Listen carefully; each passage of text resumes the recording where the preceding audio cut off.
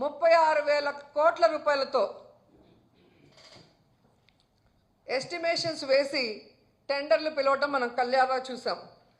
అలాంటి అమరావతిలో ఆల్రెడీ మీరు చేసిన భూమి పూజనే మళ్ళీ భూమి పూజ అంటూ మిమ్మల్ని పిలుస్తున్నారు.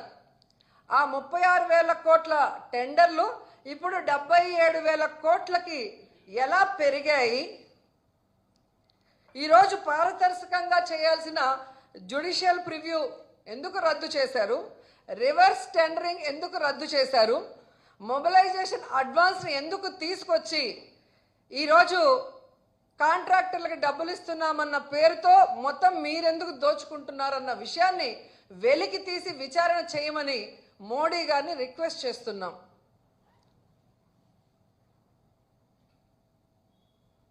అమరావతి అనేది అన్ని వర్గాల వారికి సంబంధించింది.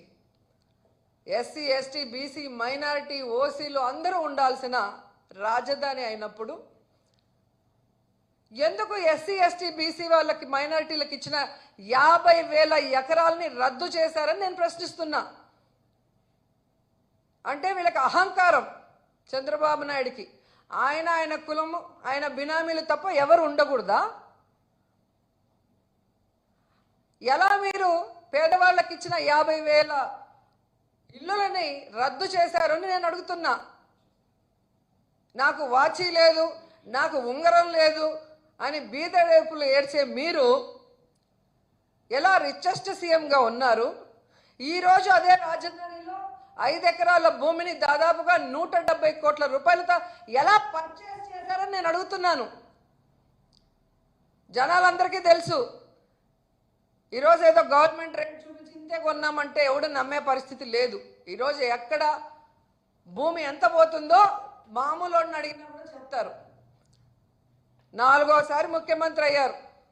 ఏ రోజైనా రాష్ట్రంలో ఇల్లు పెట్టుకోవాలి, రాష్ట్రంలో ఓటు పెట్టుకోవాలన్న ఆలోచన మీకు కానీ మీతో జత కలిసిన జనసేన పార్టీ ఎవ్వరికీ లేదు. ఇప్పుడు దొంగాట్లాడటానికి మొన్న ఎలక్షన్ ముందర మార్చుకొని ఇల్లులు కడుతున్నట్టు అందరూ భూమి పూజలు చేస్తున్నారు. నేను అడిగేది ఒక్కటే, మిమ్మల్ని ముఖ్యమంత్రి చేసిన కుప్పంలో ఎందుకు ఇల్లు కట్టుకోలేదు? ముఖ్యమంత్రిగా ఉండి రాష్ట్రం అంతా పని చేయాల్సిన మీరు విజయవాడలో ఇంతవరకు ఎందుకు ఇల్లు కట్టలేదని అడుగుతున్నా. ఇన్ని మాట్లాడుతున్నారు కదా. మీ గవర్నమెంట్ రాగానే జగన్ బెంగళూరుకి వెళ్తున్నాడు. ఆయన ముఖ్యమంత్రిగా ఉన్న 5 ఏళ్ళు ఇక్కడే కూర్చొని పరిపాలన సాగించాడు. పేద ప్రజలకి కావాల్సినవన్నీ బటన్లు నొక్కి వాళ్ళ అకౌంట్లోకి అవినీతి లేకుండా పంపించారు. ఆయన గురించి మీరు మాట్లాడుతున్నారు. మరి ముఖ్యమంత్రిగా ఉన్న మీరు, డిప్యూటీ సీఎంగా ఉన్న పవన్ కళ్యాణ్ గారు, ఐటీ మినిస్టర్గా ఉన్న నీ కొడుకు ఎక్కడి నుంచి వస్తున్నారండి? ఫ్రైడే అయితే హైదరాబాద్కి వెళ్తారు. మీరు ఈ రాష్ట్రానికి ముఖ్యమంత్రా, తెలంగాణకి ముఖ్యమంత్రా? ఇక్కడ ఇల్లు లేకుండా అక్కడేం పని మీకు? అక్కడ ఇల్లు పెట్టుకోవటం వల్లే ఇక్కడ విజయవాడ సగానికి పైగా ఆ రోజు మునిగిపోయింది. ఇక్కడ ఉండి అడ్మినిస్ట్రేషన్ చేయాలి కదా. అఫీషియల్స్కి మీరు ఇక్కడ ఉండి కదా చెప్పాలి.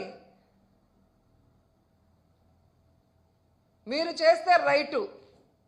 మీరు ముఖ్యమంత్రులుగా ఉండి, డిప్యూటీ సీఎంలుగా ఉండి మీరు హైదరాబాద్లో కాపురం ఉంటారు. మీకు టైం ఉంటే వచ్చి రాజకీయం చేసిపోతారు.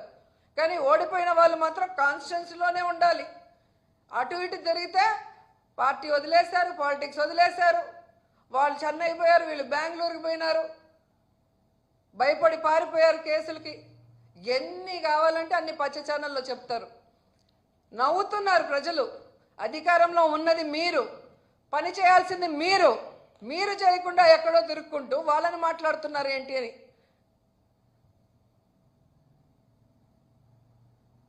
సో ఈరోజు చంద్రబాబు నాయుడికి డైరెక్ట్గా చెప్తున్నాను, అయ్యా ముఖ్యమంత్రి గారు, నిజంగా మీకు విజన్ ఉంది, విస్తరాకుల కట్టుందని చెప్పుకుంటారు కదా.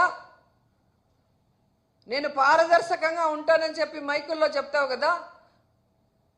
తప్పుడు సాక్ష్యాలతో మనుషుల్ని టార్గెట్ చేసి తప్పుడు కేసులు పెట్టి విచారించడం కాదు.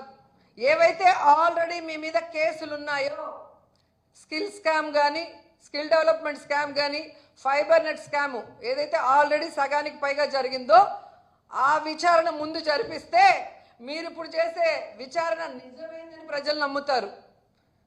కానీ తప్పు చేసిన మీ మీద ఉన్న కేసులు మీరు విచారణ చేసుకోకుండా కుంటి సాకులతో బెయిల్తో బయటకు వచ్చి మా పార్టీ వాళ్ళని ఏదో నువ్వు అంటే ఎవరు నమ్మే పరిస్థితి రాష్ట్రంలో లేదు అనేది కూడా తెలుసుకోవాలి. అలాగే మోడీ గారిని రిక్వెస్ట్ చేస్తున్నాను, ఈ అమరావతిని తమ ఆదాయ వనరుగా దోచుకునే చంద్రబాబు నాయుడు ఆయన కుటుంబాన్ని మీరు విచారించాలి. ఎందుకంటే ఇసుక ఫ్రీ అని వీళ్ళే అన్నారు. అప్పటికన్నా ఇప్పుడు సిమెంట్ స్టీల్ రేట్లు తక్కువ ఉన్నప్పుడు 36,000 కోట్ల నుంచి 77,000 కోట్లకి ఎందుకు వెళ్ళాయి? ఎందుకు జ్యుడిషియల్ ప్రివ్యూ, రివర్స్ టెండరింగ్ లేకుండా అడ్వాన్స్ మొబిలైజేషన్తో ఎలా దోచుకున్నారు? ఇవన్నీ బయట పెట్టాలి. ఒక ప్రైమ్ మినిస్టర్గా మిమ్మల్ని అందరూ గౌరవిస్తున్నారు. మీకోసం మీ ఆదేశం, మీరు ఇక్కడికి వచ్చినాకైనా ఆదేశించండి సిబిఐని, లేదా అక్కడి నుంచి అయినా ఈ చంద్రబాబు నాయుడు ప్రభుత్వం మీద సిబిఐ విచారణకు ఆదేశించమని మనస్ఫూర్తిగా కోరుకుంటున్నాను. అండ్ చాలా బాధాకరమైన విషయం ఏంటంటే, వైజాగ్ని పరిపాలనా రాజధాని చేయాలని జగన్మోహన్ రెడ్డి గారు కలలు కన్నారు. ఆ వైజాగ్కి ఎన్ని అభివృద్ధి కార్యక్రమాలు చేశారో వైజాగ్లో పుట్టి పెరిగిన వాళ్ళందరికీ కళ్ళ ముందు కనిపిస్తుంది. అలాంటి వైజాగ్లో విషం చిమ్మి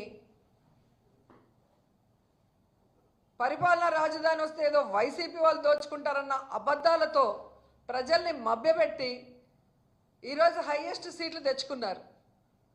ఏం చేస్తున్నారు హైయెస్ట్ సీట్లు తెచ్చుకొని అంటే, వీళ్ళ అవినీతి బయటపడకుండా మేయర్ గారిని ఎలా దొంగ